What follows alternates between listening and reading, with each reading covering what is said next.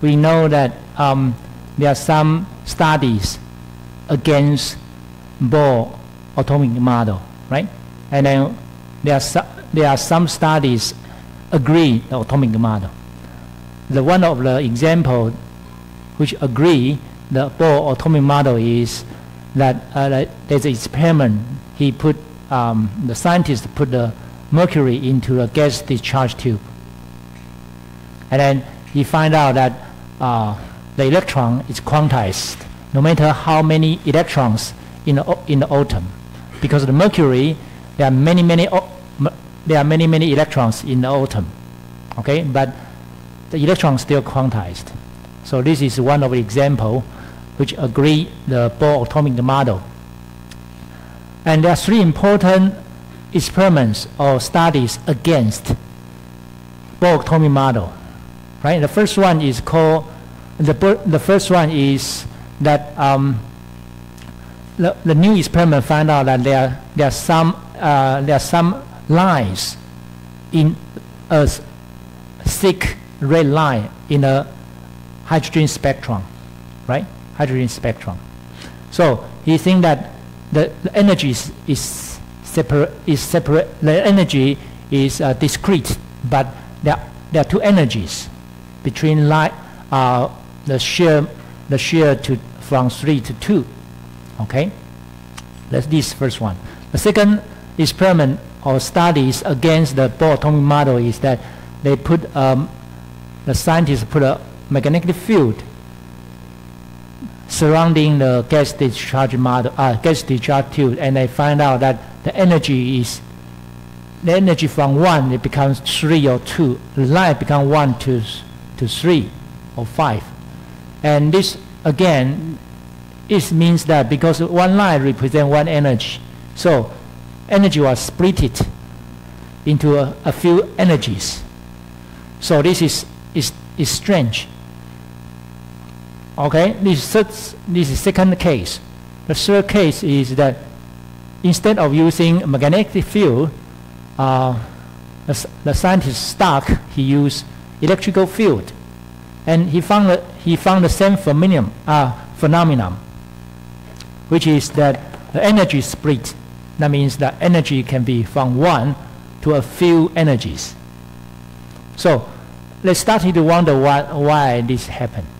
So after that, we learned that there's a model called Bohr-Sommerfeld model.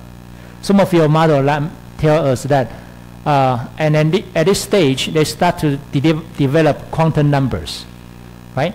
So the quantum number means that you have n, m, ls, m, l, m, ms. So n is the first principal quantum number, which describes the shape, right? Which describes the shape. Let's see here. Describe the shape and the size. Sorry, the size, right? And L describes the shape.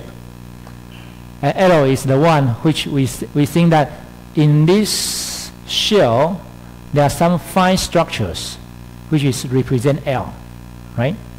And then if you use magnetic field, and then the energy will split. So this one energy, for example, this red subshell, the energy was split it, okay?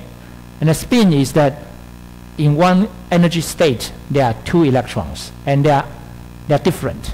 So the scientists they develop quantum numbers n, l, ms, which is the fingerprint of a single electron. Okay, so you know that this is important. So I want you to remember this. So this is what we learn, right? How we learn. And after that, we learn the quantum numbers. The quantum numbers is like this. This is a trend checks. The trend checks is the principal quantum number 1. You have L is angular momentum 0, and then you go to magnetic orientation. This is 0, and you have quantum number 2. You go to 1, 0, 1, and you have 0 and minus 1, 0 minus 1 plus 1. So each energy state has 2 electrons. 2 electrons. So you have spin up and spin down. Or you can call it clockwise and anti-clockwise, whatever. Okay, so this is what we call quantum numbers. And we have learned this, and today we are going to talk about electron configurations in these quantum numbers or energy states. So as you know, when you are in high school, you know this 1s, 2s, 2p, 3s, 3p, blah, blah, blah, right? Okay, so this is the energy state and electron configurations. We already learned energy state because according to 4 quantum numbers, and this is energy state, right? So assume you have a lot of proton and neutron in the center. You don't care this because this is out of the study in this course, and then you just want to take care of these electrons surrounding the nucleus. Okay, and this is the energy states here. So this is what we call 1s, 2s, 2p, 3s, 3p, and 3d. So where this energy state in the order from small to from lowest to the highest, will it behave like this? The fact is not. So as you can see, this cartoon show you that this N1, N2, N3, N4, N5, N6, which represent the size, right? Represent the size. Okay, so this, you know that the energy is from 0 and to the minus. If you have a which is E, energy is less than 0, right? So you have 0 here. So, and you start from -1, -2, -3. So if you have a lowest energy, that represent what? This is tighter bondings from between the electron and the nucleus. So you have very, very negative. That means the bond is very strong. It's difficult for you to take away electron away from this atom. Okay, so the more minus, the more strong energy you will have. So 1s is here, is the lowest, of course, because 1 is represent the number 1 shell, right, which is the very, very close to the nucleus. And then 2s, 2p, which is higher than 1s, as you know. And 2p, you know, 2p is here, so you have 3 energy states. Before magnetic field is here, they are in the same level, but after magnetic field they will split from low to high, right? Okay, and then if in the shell 3 you have 3s, 3p, and 3d. As you know, 3p will have 3 energy states, but 3d will have 5 energy states here. 5 energy states. Okay. Right. How about 4s, 4p, 4d?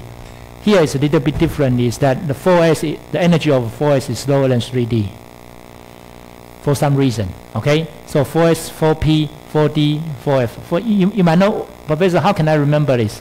You don't need to remember this. There's a Christmas tree for you to know very soon. I will show you that. So it will be easier for you to understand. So 5s, 5p, and 5d. Yeah. So 5s actually, the energy of 5s is between 4p and 4d. So this is interesting because the shell is overlapped, but it's quantized, as you know that. Right, so as we know, this is called energy state level here, but how are we going to fill in the electrons? So, for example, if I have 1 electron, where should I put? Well, that will be lowest, right? Okay, so if I have, let's say 10 electrons. So the first electron, you have, you know, there are 1, 2, 3, 4, 5, there are 5 energy states here, so you have 10 electrons, so you can fill up here. So what is the order? Number 1, and for example, number 5 electron, where should I put the number 5 electron? Where should I put the number 6 electrons? So there are some rules, okay? There are some rules. So what is the filling sequence of the electrons in the orbitals? Okay, so we follow alpha principle. Alpha principle. Alpha principle is a German word which means that it's essentially construction or build up principle. So we need to follow alpha principle to fill in the electrons. Okay, so what are these alpha principles? The first one is called energy filling sequence. Energy filling sequences and energy will fill in from the very low energy first. So you have to fill in from here, here, and then to here. And if you fill up all the electron here, and next electron you have to put it into 4s instead of 3p, because the alpha principle number 1 tells us that you have to fill in the lowest energy state, the energy state which is in the lowest. So 4s will be the first one. So alpha principle number 2 is, we call it Pauli exclusion principle. The third one is of the alpha principle is called Hund's rule. The fourth one is called NL rules. I'm going to tell you here these 4 rules one by one. But before, let's introduce Pauli exclusion principle first. Pauli, he's a great man. Again, you know, now everybody is wonderful. They're brilliant, smart. So actually, he got his supervisor is Sommerfeld. You know, this poor guy never get Nobel Prize, but all his students got Nobel Prize. Many of his students got Nobel Prize. And then after he finished his PhD, Pauli, he went to see Bohr and Bohr. Neil Bohr, you know this one. Bohr is another great man. For his postdoc. Postdoc is that after you finish PhD, you want to do further. You want to study further with some good people, and then you go to do your postdoc. Like me, I finished my PhD in England, and I went to Japan to do a postdoc. Okay. So each electron has a discrete set of the quantum numbers. That's why he think. Okay. All the electron has a distinct set of the quantum number. As we know now, it's we call quantum numbers. There are 4 quantum numbers, which is the fingerprint of an electron. And then, so the energy here will be energy of NLMS for each electron. Right. So no 2 identical fermions. Fermions is, you know, this is particle. Okay, particle with half integer spin. Right. So in here we say NLMS. So what does this mean? So let's think of Pauli exclusion principle here first. So electron state, this is called electron state, right? Value of the energy which permitted for electrons. So this energy state, you can allow electrons to fill in. So Pauli exclusion principle tells us that all the electrons are identical with the 4 quantum numbers. So there won't be two same electrons with the same 2 electrons with the same quantum numbers. Okay, so each electron state can hold no more than 2 electrons, which has the opposite spin. So for example, 1s, this energy state, you need to fill in 2 electrons. Okay, so if the electron here spin up, then for the Pauli exclusion principle, another electron has to be spin down. So this creates a very interesting things, is that this looks like digital world. You heard spin up and spin down like 0, 1, 0, 1. So you know some of the quantum computing computers, they use tangling, quantum tangling. I don't know whether you know this or not, but anyway, this is very, you need to use your imagination. This is very interesting part of the quantum mechanics. Right, anyway, so this is called quantum Pauli exclusion principle. So you have 2, 6, you have 2 here, right? 6 here, and then 10 here, because each energy state you can fill in 2 electrons, and one spin up, one spin down. Okay, so you have 10 electrons here. So as you know that you have to fill in this all energy states if you have enough electrons. Right, so let's go to the rule number 2. The rule number 2 is electron filling sequence energy. electron filling sequence energy is that you have to fill in with in the lowest energy first. So see, I just mentioned that to you. You have to fill in electrons to here, and next one you go 3p, and you don't go to 3d, you go to 4s. So NLMS sequences is different from the energy sequence. Okay, so this sequence like 3ds, 3d, 4s, 4p, this is called NLMS sequence. It's different from energy sequence. Energy sequence is you have to fill in from lowest first, right? Okay. The lowest energy and to the highest is the function of occupancy. The occupancy is that if you have one electron here, if you don't fill up electron here, you shouldn't fill in the electron in the 3s, unless you have 6 electrons in 2p orbital, and then you can fill up 3s. So it's called the function of occupancy. Okay, so the energy level themselves change with the electron occupancy. Okay, and as you can see, the difference between these energy levels is becoming smaller and smaller. Energy level, right, it's become smaller and smaller. Why? Because there are many electrons, and then it's pushed down the orbitals. So orbital change the shape. Right, so filling energy state of the electrons, there are 2 energy states, right? There are 2 electrons here. And let's make an example here. So sodium, which has 11 electrons. Of course, sodium has 11 photons, right? So 11 electrons filling from 1s to 2s to 2p and to 3d. So electron fill in from the lowest possible energy state in the electron shell and subshell. So let's fill in first here. So you have number 1 electron here, right? And the second one will be spin down. We follow the Pauli exclusion principle. 2 electrons per state will be spin. This is Pauli exclusion principle. So this spin up, this will be spin down. And the number 3 electron will fill in the 2s from lowest to highest. This is what we follow. What? We follow the rule number 1, right? Energy fill in from lowest to highest. Again, this one, the fourth electron will fill in 2s electron energy state, and then this will be spin down, right? Right. So this is number 4. How about number 5? Number 5 here. Okay, spin up. How about number 6 electrons? You might say, well, Professor, which one I should fill in? This energy state or this energy state? This is what we need to follow. Pauli exclusion principle number 3. We call Hund's rule.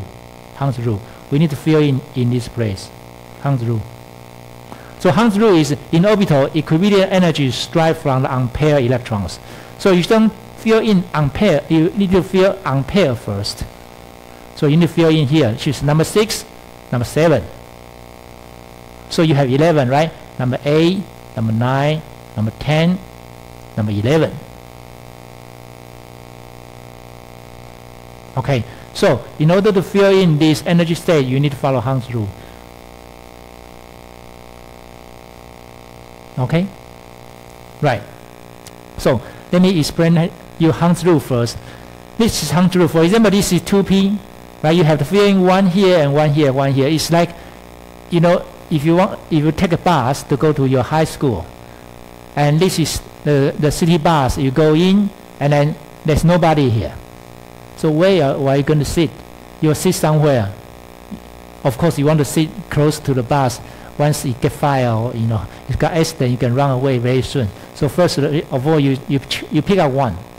The second one, which one you will pick? The second one, if you come into the bus, which one you will sit? Of course, you don't sit the one next to you, right? The friend, or unless he's your boyfriend or your girlfriend. Otherwise, you will pick up another seat. You don't want to sit next to him, right? Okay. So this is called Hund's rule, but actually, I just give you an example like this. So you need to be unpaired first. For example, these 4 represent the same energy state. So you have to fill in here first and fill in here first, and then this one and this one. right? Okay, so this is called Hund's rule. Of course, there are some rules. It's more complicated, so I don't want to explain this to you. Just let you know, this is called Hund's rule. So here I just use another example for you. And this carbon has 6 electrons, right? So normally there are 6 electrons. We call 1s2, 2s2, 2p2. So as you know, one is what?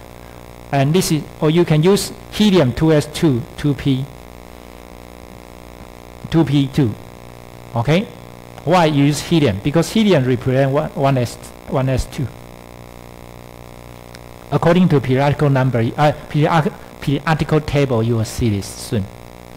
So this 1 is quantum number 1, right? And then this S is what? L equal to 0. And 2 is 2 electrons.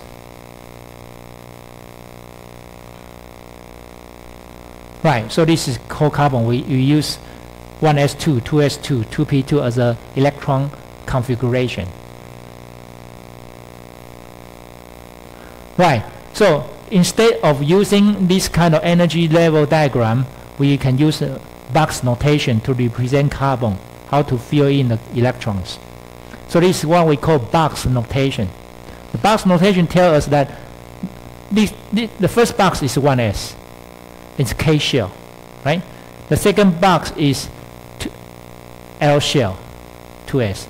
The third one is L shell 2, which is 2p. So 1s, 2s, and 2p, and use 2p is here, 3 boxes.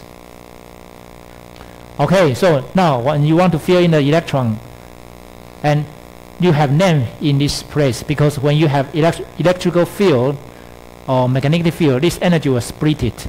So here we call 2px, 2py, and 2pz, represents 3 axes. Okay, so the first electron here we fill in the 1s, of course.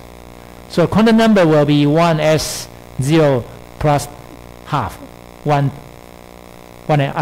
plus half, right?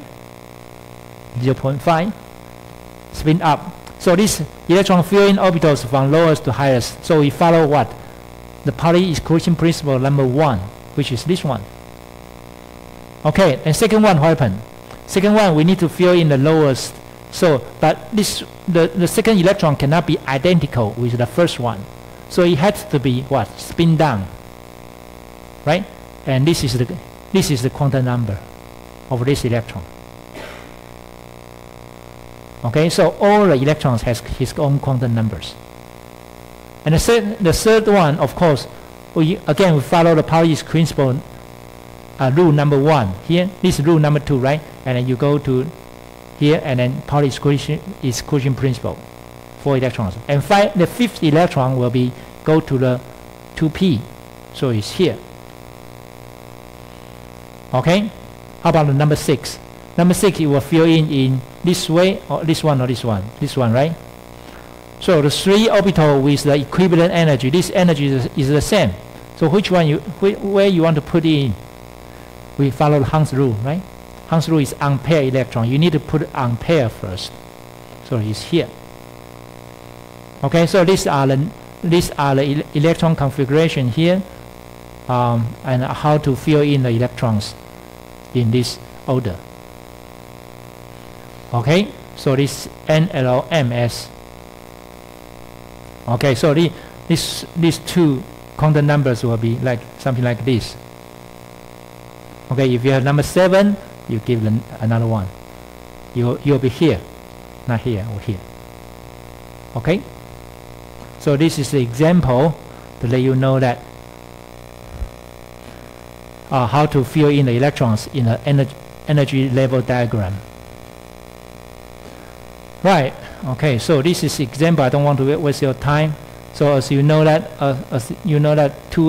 3D energy will be higher than the 4s, right? And the 4D will be higher than the 5s. So they are very, very close. So how can I remember this? Or how are you going to how is going to happen? This is Pauli principle number 4, which is NL rules. N is the quantum number principal quantum number, right? This is second quantum number.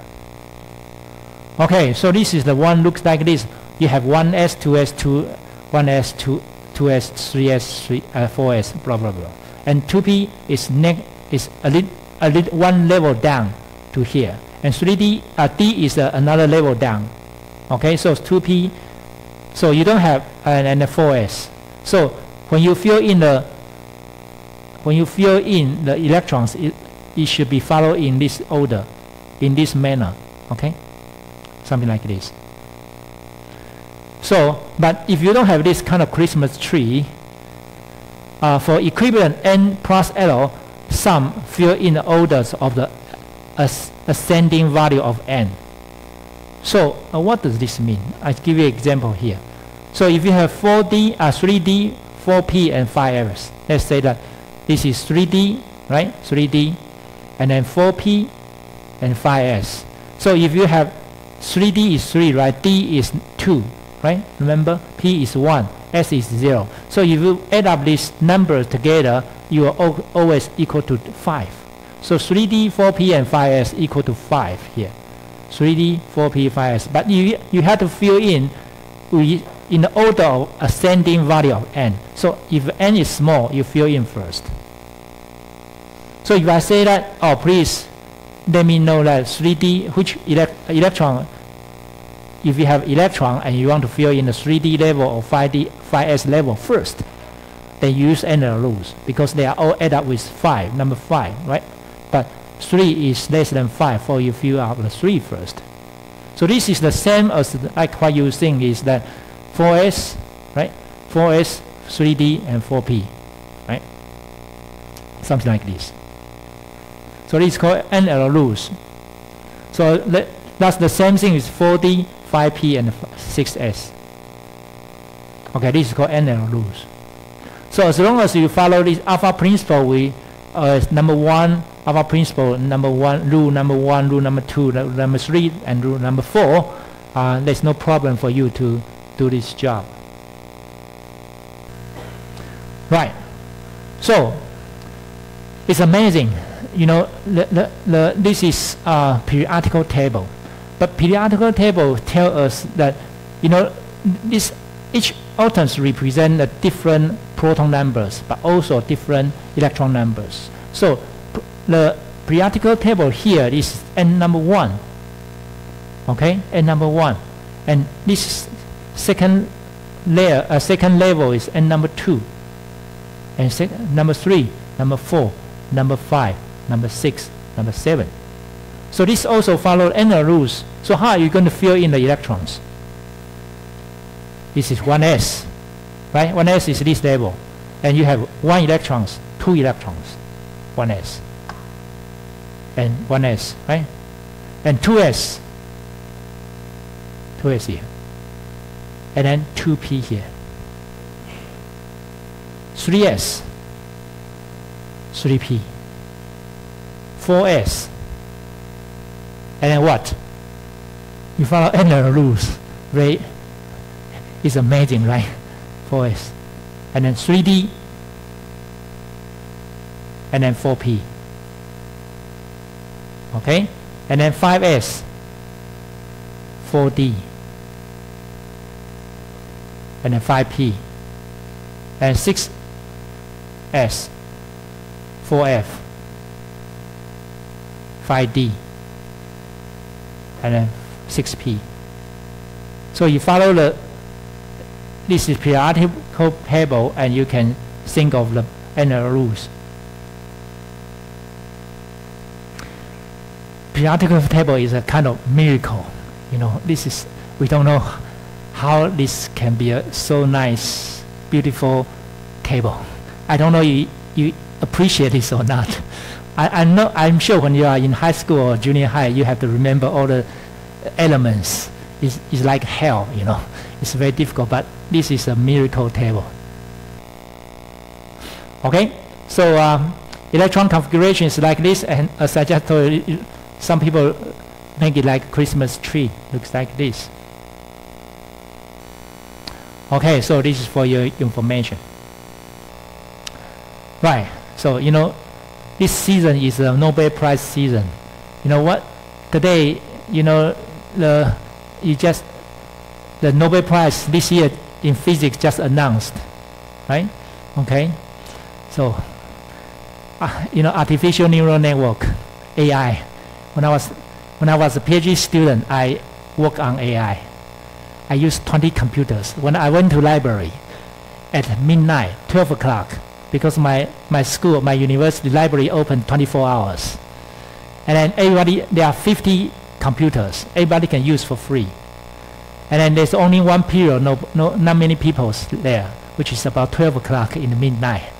So when I was working in the artificial neural network, AI, and then I went to library at 12 o'clock at midnight, and then I used 20 computers, and then just do the calculation.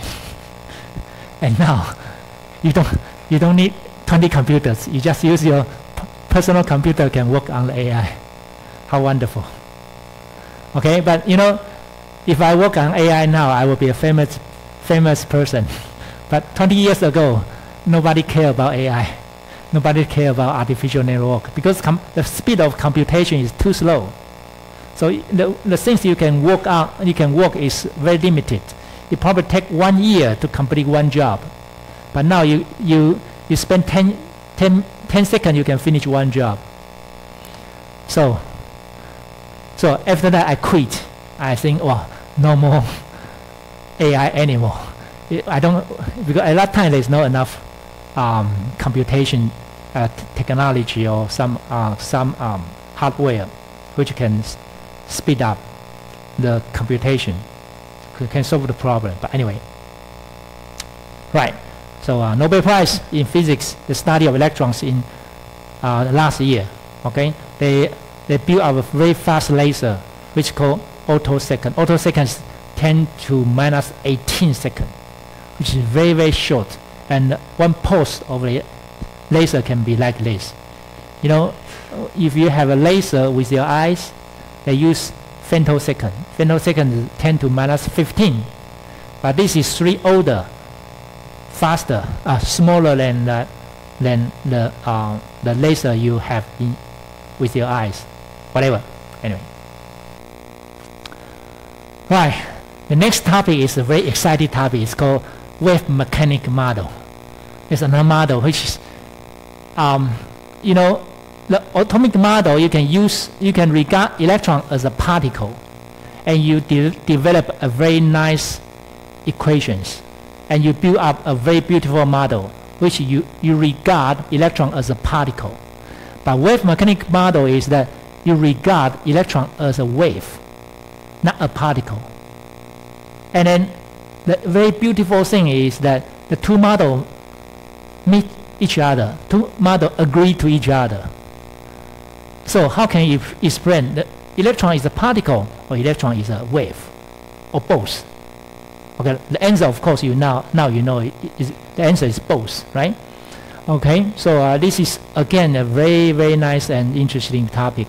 I want to introduce this to you, but again, it's time to refresh ourselves, right? Okay, so now we are going to talk about a very interesting model called wave mechanical model. So there are only 3 topics I want to talk. I hope I can finish today. The first one is called de Broglie. The second one, Heisenberg. The third one is Schrödinger.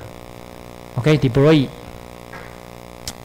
So there's a question is that, as I just told you, the previous models we learned is all regard electron as a particle. So the wave behavior of electron, can you prove electron has a wave behavior?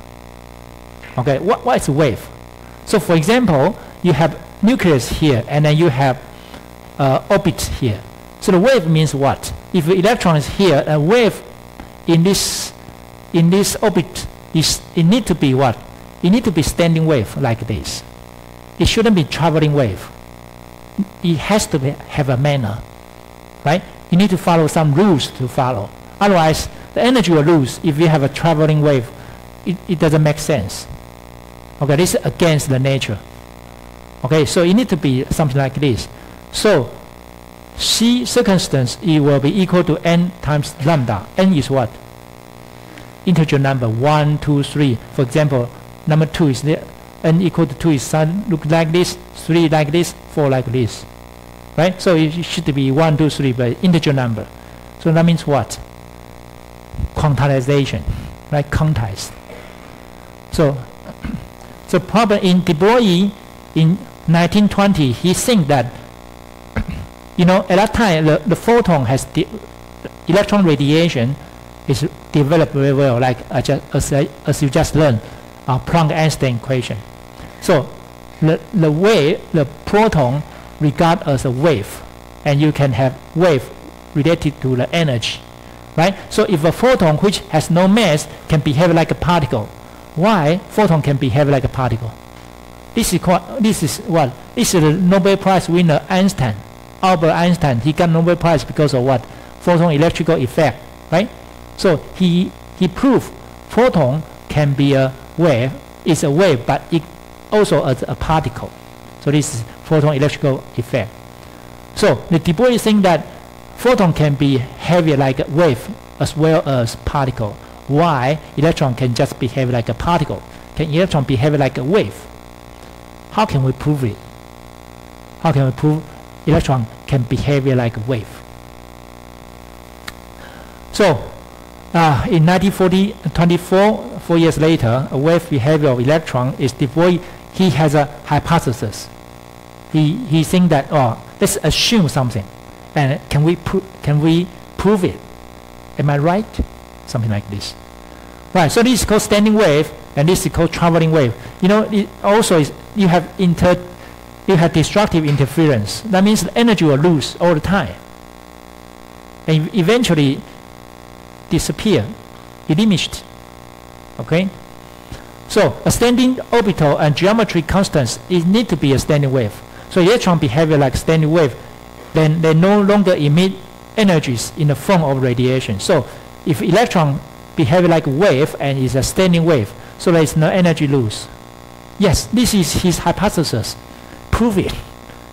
Right? If you think that I'm right, hypothesis means that you need to prove it. So if this is right, so I can write something like circumference C equal to n times lambda, right? This is what you learn when you are young. Okay? And n is 1, 2, 3, 4. And again, this is quantized.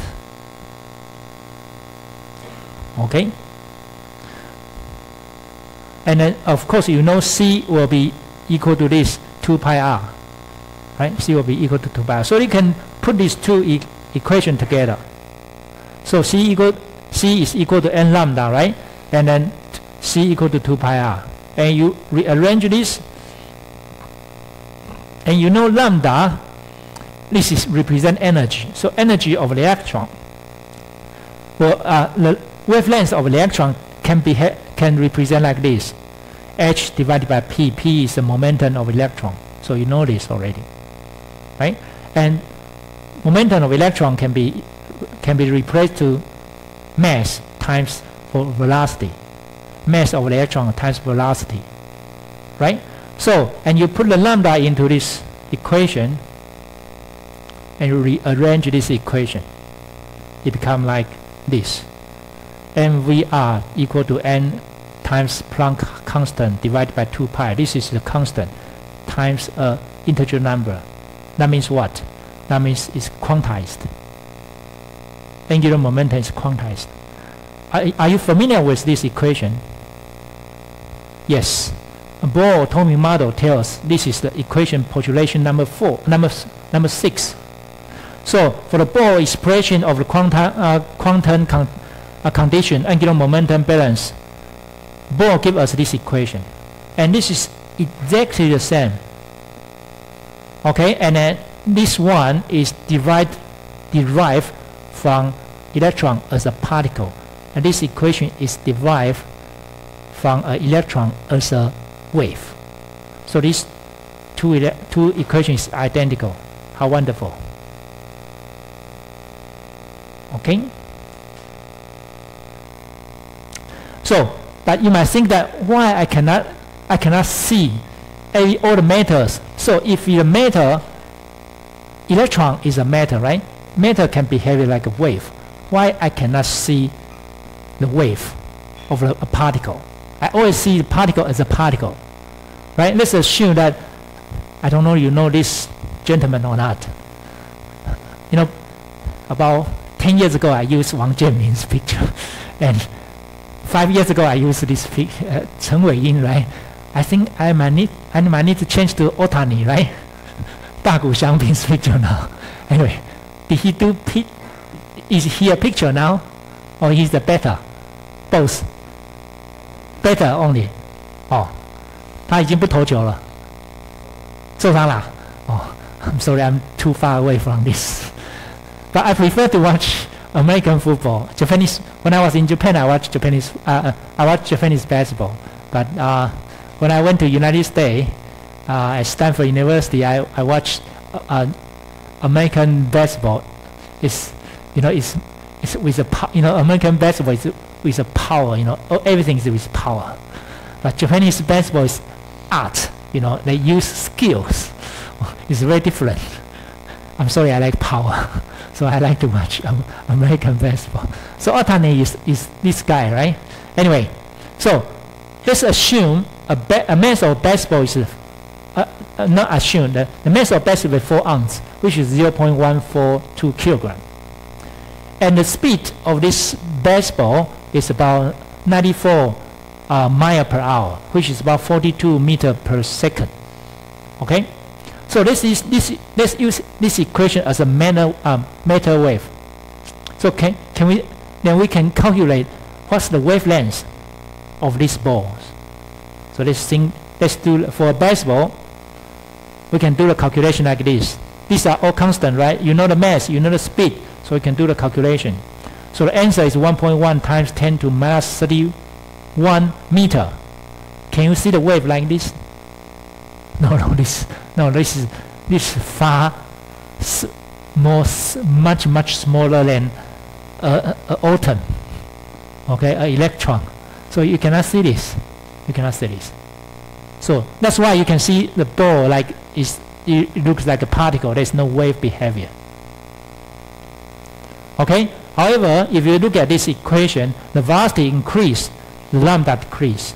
Of course, right? The mass increase, the lambda what? Decrease. Or the mass decrease, the lambda increase. So, as you know, for electron, the mass is very small, right? The mass is very small, so you can increase you probably will be able to increase the wavelength of the electron, which to the level where you can observe or you can detect it.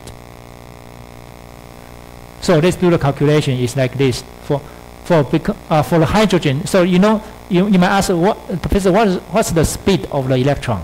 Let's use a simple case, which is hydrogen. As you know that this hydrogen is about 0.01% speed of light. So let's do the calculation like this. So you can see something like this. You can see it's 3.38 angstroms. So this is the size of atoms. So you will be able to see the wave of the electron in a very small scale.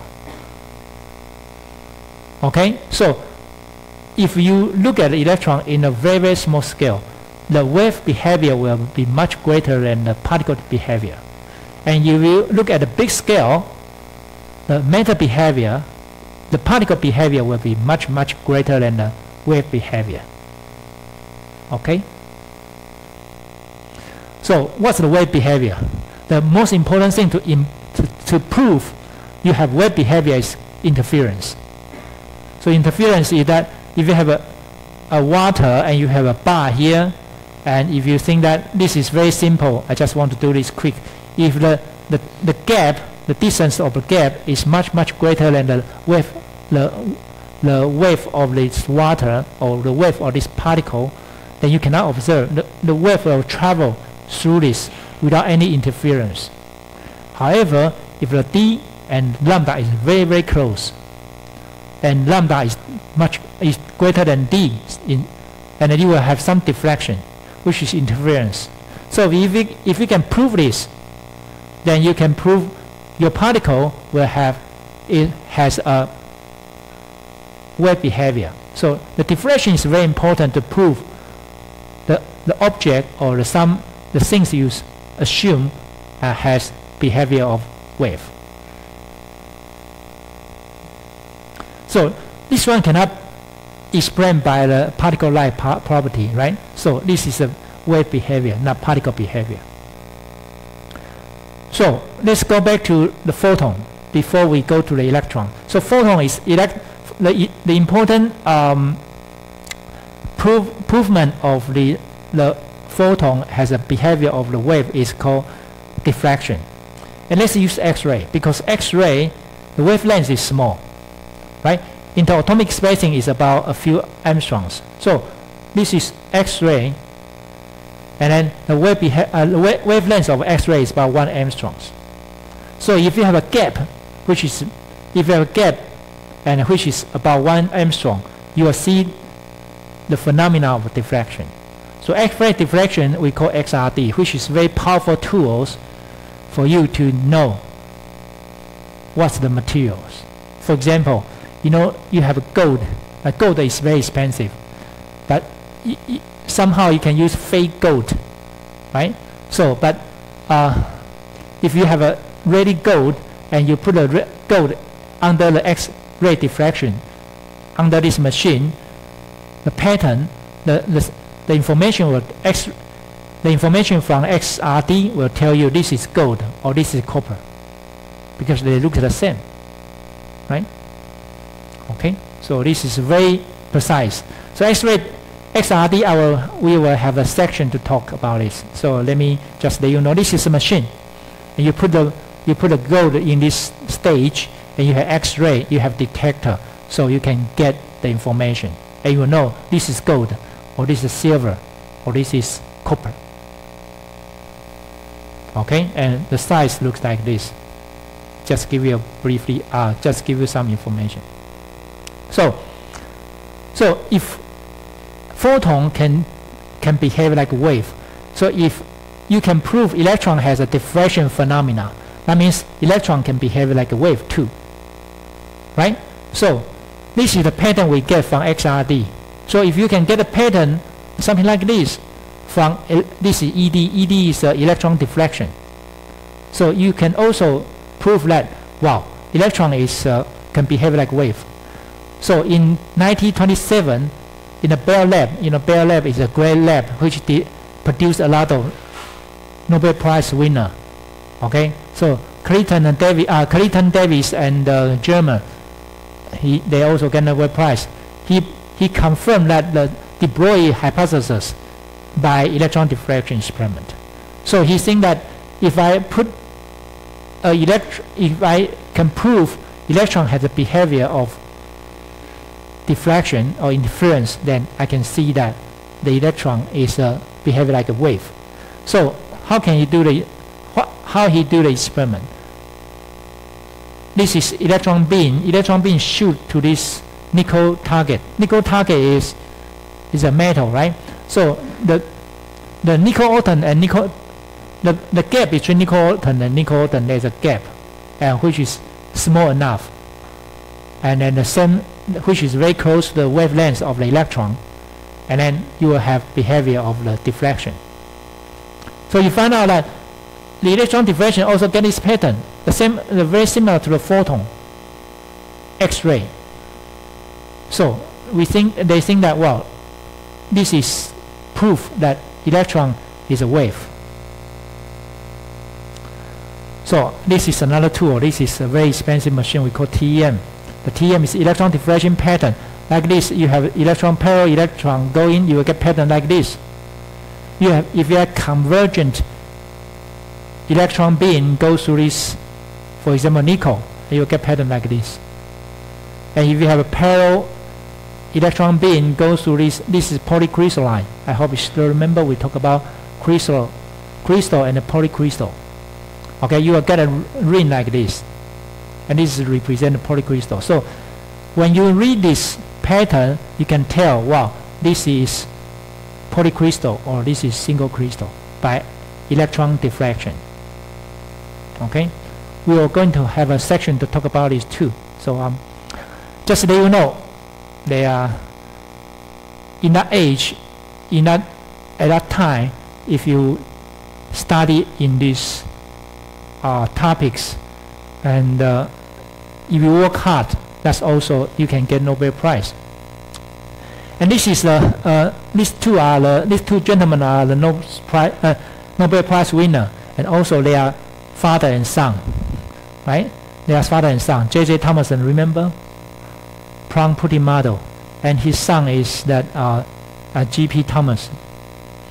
Okay, and then this is interesting. The reason he got Nobel Prize is he proved that electron is a particle, and for G.P. Thomason, he proved that electron is a wave. How wonderful is this, father and son? Right. The second topic is called uncertainty principle. So you know de Broglie, he proved, and he proved the particle electron as a wave, and then he also used the equation to represent the energy. Okay, so Heisenberg, he thinks that at atomic length scale, the limit is our ability to observe. What is uncertainty principle? Heisenberg thinks that when you want to watch something, it requires energy exchange. So, for example, when I look at you now, and what's the energy exchange? You know, the light hit you and then refresh back to my eyes. So there's some kind of energy exchange between you and me and the light. So there's something exchange. So any observation involves exchange of energy, unless temperature is 0 Kelvin. Otherwise, the energy is changing all the time. Okay. So he thinks that it is impossible to determine simultaneously the both position and momentum of the electrons or any other particles with a great degree of accuracy and certainty. What does that mean? He thinks that if I look at you, I know your position, right? But if you are moving, I need to know your speed. The momentum means what? Momentum means because the mass is fixed, the velocity is changing. So if I want to look at you, and if you are moving, I cannot tell the position and the velocity at the same time, simultaneously, of an electron. He thinks in this way. You need to prove it, right? You need to prove it. So observer is part of the observation through the interactions. So he thinks that if I watch you and we are in the same parts, we are in this system, we are having interactions. So I disturb you and you disturb me. Okay? Okay.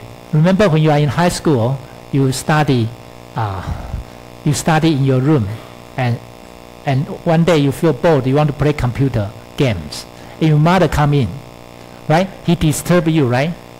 Right? Okay. So you should say, oh, my mother, I'm just reading uncertainty principle. Please don't disturb me. Okay, because you disturb me, I will disturb you. Okay, so your mom will feel very happy, yeah, because you learn quantum mechanics. Okay, so the observer is that when you observe, you disturb.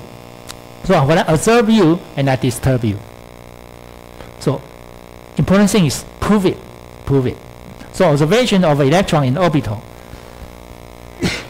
Okay, so there are two questions. Can you observe where is the electron? Where? And what's the speed of the electron? So these are the two questions. So observation of electron in orbitals require accuracy and capability in terms of energy. So let's think of energy. So let's use a very simple case of the auto model, which is hydrogen, right? Hydrogen with one nucleus, one photons, and one electrons only. So you have only one electrons, and now you want to know where is this electron, and what's the speed of this electron. Okay, so let's think of, can we do this? Okay, so the size of this atom is about 1 angstrom, for example, something like this. Angstrom is the unit of the atom, something like this.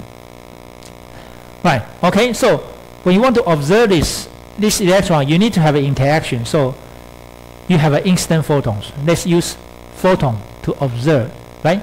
Photon to observe these electrons. Okay, so this photon need energy, right? Needs energy and speed. So let's assume this instant photon, the wavelength is about 1 angstrom. Why?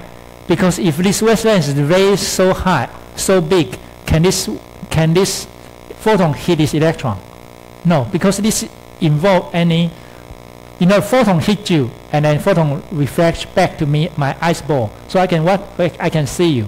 So in this case, the photon need to hit these electrons. So let's assume the wavelength is 1 angstrom. It cannot be 10 angstrom because it's too big. You cannot hit these electrons of the photon using this photon. Okay, let's assume 1 angstrom. Okay, so if we have 1 angstrom of this photon, according to Planck-Einstein equation, what's the energy of this? Can you tell me? Yes? That's right.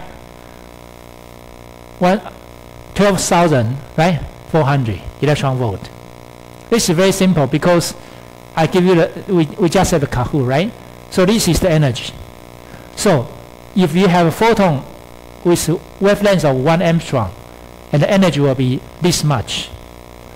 So what is the idea of this? Do you have any idea of this energy? For example, this electron, if you want to take out this electron away from this electron, from this atom, what's the energy required for this electron? Yes. 13.6, right? Electron volt, right? So if you need 13 electron volt, you need to take out this one,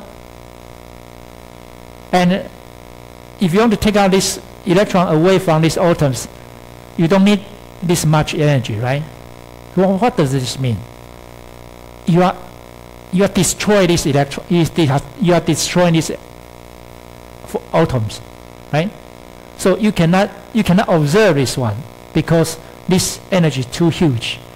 Once you hit this one cannot be here. This one will be fly away, very far away from this electron. So you cannot detect the position of this electron.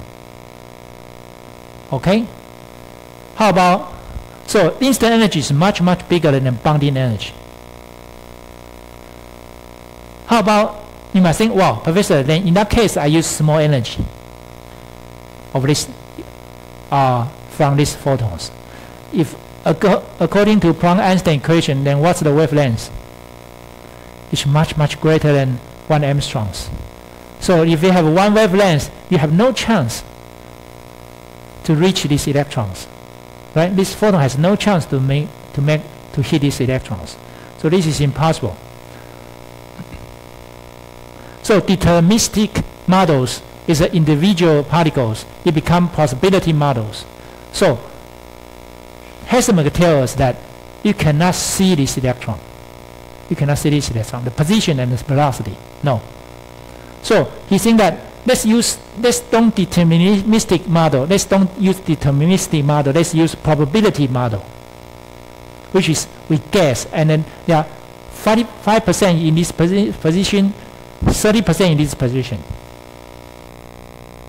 So in the end, he developed this probabilistic model. And I don't need you to remember this model because this is just that you know that this is uncertainty in momentum. Of course, uncertainty in momentum is uncertainty of the speed, right? Right, and this is the uncertainty of its position. So this times this uncertainty momentum times uncertainty of position will be greater than this constant. So for example, if I have atom which is about 1 angstrom, and then if we have delta X is 1 angstrom, which is 2 times larger than this, for example, electron here, electron here. If this delta X is 1 angstrom, then what does it mean? And then you can get this, the P, delta P in X direction divided by momentum will be about 50%. The 50% is not acceptable. So it's not precisely know the position and speed, right? So if 100% uncertainty in the position give us about 15% uncertainty in velocity. So that is not right. Okay, so this is, and the wave mechanical model is that at Christmas time, okay, Schrödinger, he took the Boy's motion and of the electron as a wave and developed a wave equation for the matter of the wave. So this is Schrödinger is a great man. He used this system. Oh, I think we run out of our time today. Because Schrödinger equation is very important, so I think I better leave this on Friday. Okay.